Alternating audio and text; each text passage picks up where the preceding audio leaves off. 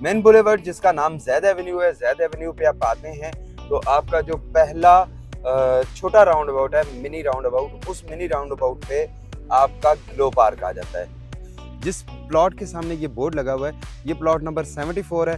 74 के बाद आगे 75, 76, 77, 78 और 79, ये ऑलमोस्ट 80, 81 तक के प्लॉट्स क्लियर हैं। उससे आगे वाली जो जगह है वो आपको एक ऊंचा सा टीला नज़र आ रहा होगा। ये प्लॉट्स अभी इस गली के क्लियर नहीं हुए।